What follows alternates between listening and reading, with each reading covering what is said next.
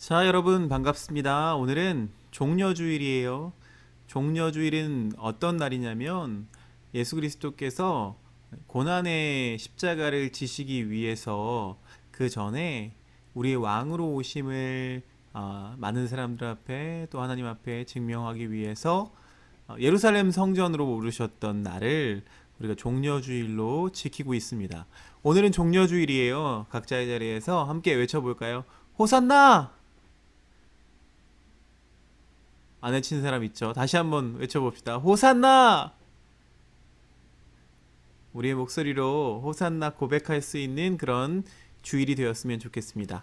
자, 오늘은요, 창세기 말씀 계속 이어서 볼 텐데요. 오늘 말씀은 창세기 22장 7절부터 14절까지의 말씀을 함께 읽어보도록 하겠습니다.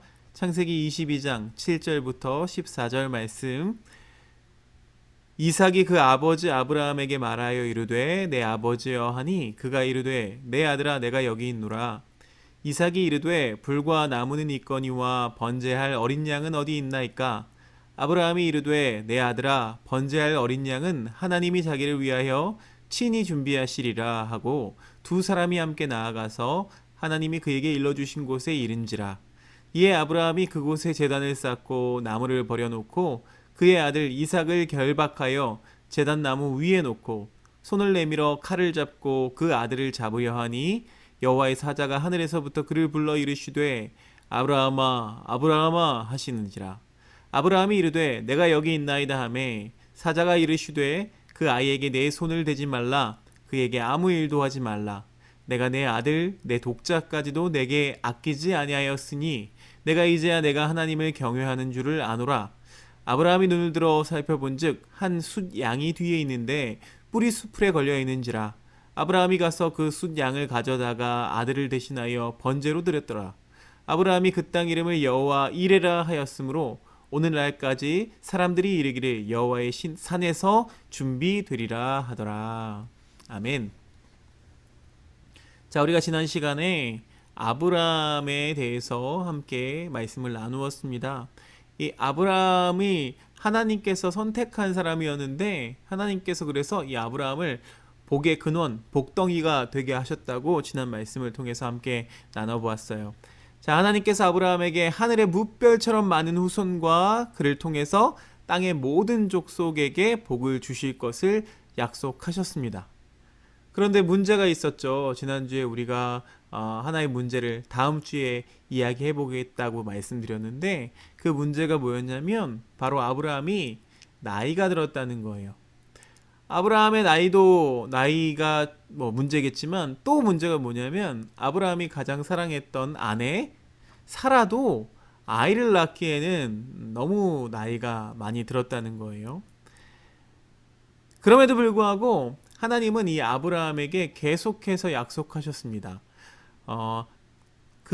약속을 지키시겠다고 말씀하셨기 때문에 아브라함은 그것을 굳게 믿었습니다. 그래서 하나님이 그 아브라함의 그 믿음을 의로 여기셨다라고 우리가 지난주에 말씀을 나누었습니다. 그리고 기적적으로 마침내 기적의 아들이 태어났습니다. 그 아들의 이름은 이삭이었어요. 이삭이 태어나고 십수년이 지난 어느 날 갑자기 또 아브라함이 믿음의 시험을 받게 됩니다. 그런데 세상에 어떤 아버지라고 해도 이 시험을 겪게 되면은요 멘탈이 정상인 사람이 없을 것 같아요. 저도 아버지지만 만약에 우리 딸을 바치라고 하면 하나님 글쎄요 라고 대답할 것 같아요. 여러분, 어떤 사람을 신뢰합니다, 어떤 사람을 믿습니다 라고 말하기는 쉽습니다.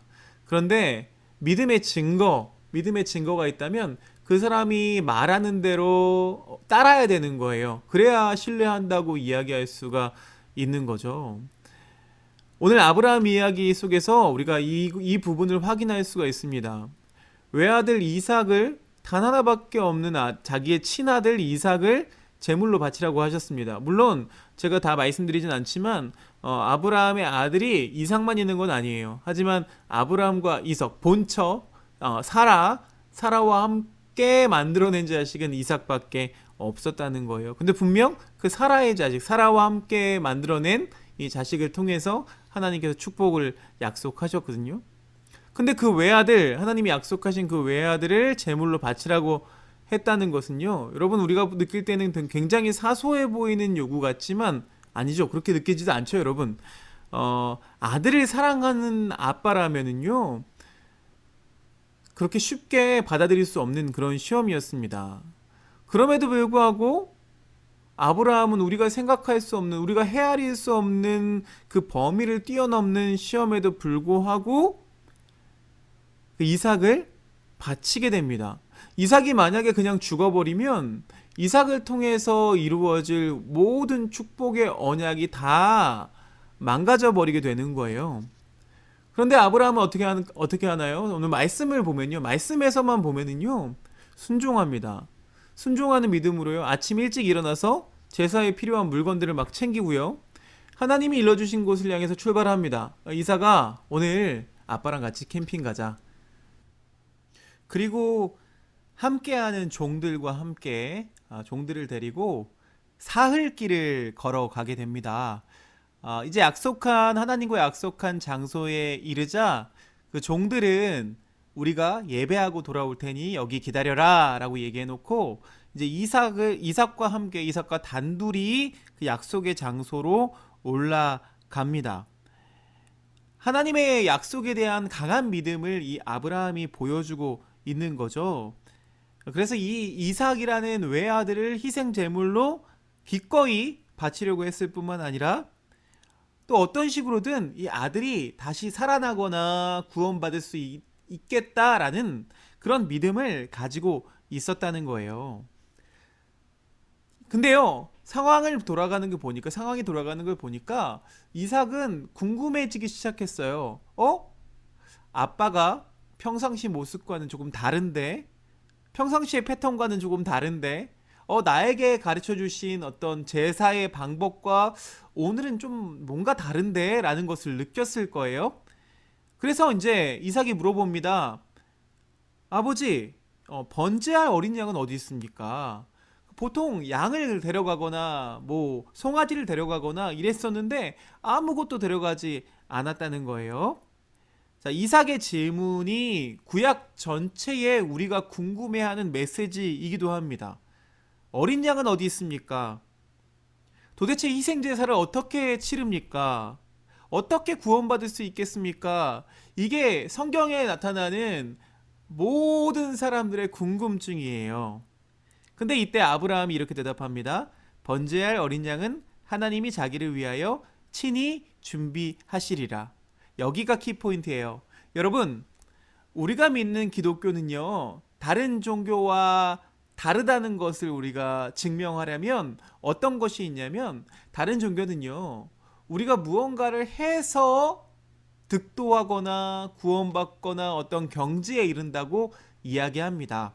그런데 기독교는 조금 달라요. 우리가 믿는 예수 그리스도는요, 우리가 어떻게 하지 않아도, 그러니까 뭐 희생 제물을 준비하지 않아도 그래도 하나님이 그분 스스로 준비하시는 거예요. 그것이 바로 기독교 신앙의 핵심입니다.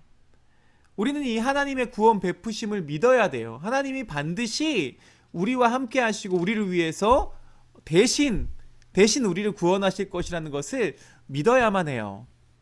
자, 하나님이 일러주신 이 모리아산, 이 약속 장소에 도착한 아브라함이요, 제단을 쌓습니다. 그리고 나무를 다 버려놓고요, 이제 아들 이삭을 결박합니다. 묶어요. 제단 나무에 누워놓고 희생 제물로 바치기 위해서, 각을 뜨기 위해서, 당시 제사를 드릴 때는요, 여러분, 그 동물의 피는 부정한 것이기 때문에 피를 다 뺍니다. 우리가 뭐 음식 먹을 때도 핏물을 다 제거하고 먹는 것처럼 피를 다 빼는 그런 작업들을 해야 되는 거예요. 내장을 뭐 바르고 뭐 이런 것들이 있는데요. 여러분, 자기 자식을 각을 뜬다는, 여러분 상상을 해보셨습니까? 여러분이 사랑하는 사람, 여러분이 좋아하는 사람의 각을 스스로 뜬다. 이건 불가능한 일이죠. 아브라함에게 수많은 생각이 들었을 것입니다. 자, 이제 다급한 상황이에요. 이렇게 다급한 상황까지 하나님은 아브라함을 몰아가세요. 그리고 나서 하나님의 사자가 급히 부릅니다. 급히 불러야죠. 말려야죠. 자, 이렇게 말씀하십니다. 내가 내 아들 내 독자까지도 내게 아끼지 아니하였으니 내가 이제야 내가 하나님을 경외하는 줄을 아노라. 아브라함의 믿음이 시험을 받았습니다. 그런데 당당히 통과했어요. 패스했어요.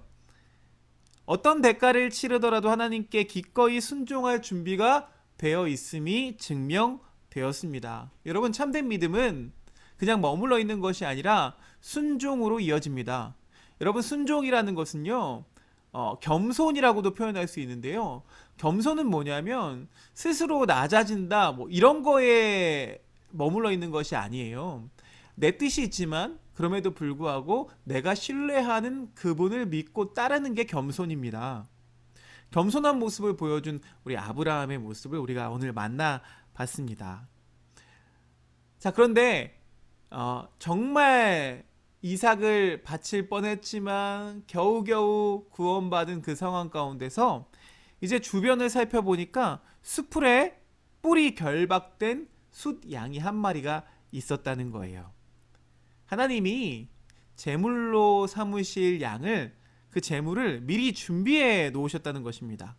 결국 아브라함은 이삭 대신에 이 양을 제물로 바쳤고, 자, 그곳의 이름을 오늘 말씀처럼 여호와 이레라고 불렀습니다. 여호와 이레가 무슨 뜻이냐면요, 여호와의 산에서 준비되리라 라는 뜻이 있습니다. 여러분, 우리의 삶 가운데서도요, 하나님이 우리의 믿음을 시험하실 때가 종종 있습니다. 자주 찾아오기도 해요. 하나님의 요구가 때로는 우리에게 너무 지나치지 않나 라고 생각될 때도 있습니다.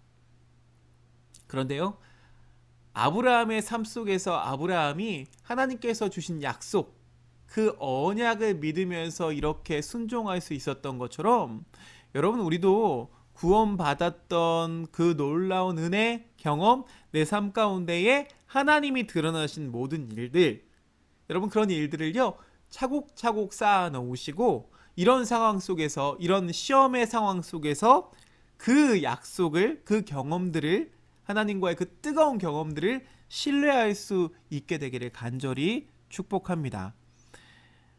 아브라함이 하나님을 이미 신뢰하고 있었지만, 자, 이 사건을 통해서 그 신뢰가, 그 믿음이 옳았음을 확증했습니다. 아브라함과 이삭에게 숫 양을 준비시켜 주셨던 것처럼 하나님께서 우리를 위해서도 그 모든 것들을 준비해 주고 계십니다. 때로는 이 아브라함의 경우처럼 아주 끝까지 몰고 가세요. 벼랑 끝까지 우리를 몰고 가셔서 우리에게 말씀하십니다. 벼랑 끝에 가면은요, 우리는 이제 떨어질 수밖에 없겠다라고 생각해요. 모든 것을 자포자기 해버리죠.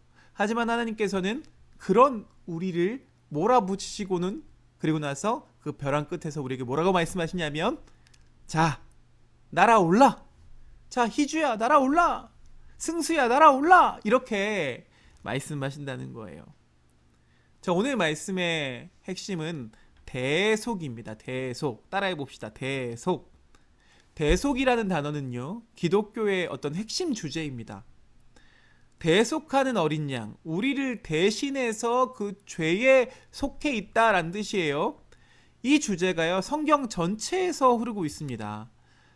나중에 우리가 출애굽기 말씀을 살펴보겠지만, 유월절 어린 양의 피가요, 이스라엘의 첫 번째 낳은 모든 것들, 애굽의 첫 번째 낳은 모든 것들은 다 죽어요. 가축이든 사람이든. 하지만 이스라엘의 첫 번째 낳은 모든 것들은요, 이 희생 제물로 인해서 그냥 그 죽음이 지나가게 됩니다. 그걸 유월이라고 하는데요. 또 구약 시대에 보면요, 속죄일에 성막이나 성전에서 짐승들을 우리의 죄를 대신해서 대속 제물로 바쳤습니다. 자, 이 모든 희생이, 구약의 모든 희생들이 무엇을 상징하고 있냐 하면은요, 바로 예수 그리스도를 상징하고 있습니다. 하나님께서 독생자를, 자기의 외아들을, 아브라함이 이삭을 바쳤던 것처럼 자기의 외아들을 세상을 위한 대속제물로 친히 준비해 주셨다는 거예요. 모리아 산을 오른 이삭, 그 이삭이 갈보리 산을 오르신 예수님의 예표이기도 하고, 또 준비되어 있던 숫 양은 우리를 대신해서 희생제물이 되신 예수님의 예표이기도 합니다. 수장에 뿔이 걸려있던 수풀도요, 장차 예수님이 쓰시게 될 가시 면류관을 상징하기도 합니다. 창세기 22장 오늘의 말씀은요, 예수님의 이야기와 여러모로 닮아 있습니다. 자, 이번 한 주간이 고난주간입니다. 오늘은 종려주일이고 내일부터는 고난주간이 시작돼요. 고난주간은요, 우리가 예수님의 죽으심을 슬퍼하고 애도하는 기간만 있는 것이 아닙니다. 여러분, 그 은혜를 다시 한번 기념하는 거예요. 우리는 결과를 알고 있어요. 결과를 알고 있기 때문에 슬퍼할 필요는 없습니다. 하지만 하나님의 외아들의 죽으심, 그렇게까지 나를 사랑하셨다는 그 마음을 우리가 알고 있다면 그냥 흥청망청 똑같이 지내지는 않겠죠. 우리가 스스로를 절제하고 더 경건함을 유지하고 하나님의 은혜, 나를 위해서 대신 돌아가신 그 대속제물 우리에게 오신 그 예수님을 기억하는 한 주간이 되었으면 좋겠습니다. 자, 오늘도 귀한 말씀 함께 해줘서 감사하고요. 다음 주일은요, 우리가 시바스 워십으로 만날 거예요. 다음 주일이 부활주일이니까 부활절에 맞는 좋은 영화 컨텐츠를 가지고 여러분을 찾아가도록 하겠습니다. 오늘 말씀처럼 그 대속의 은혜가 여러분 삶 가운데, 그 십자가의 그 보혈의 피가 여러분의 삶 가운데 뿌려지고 흘러가기를 간절히 축원합니다.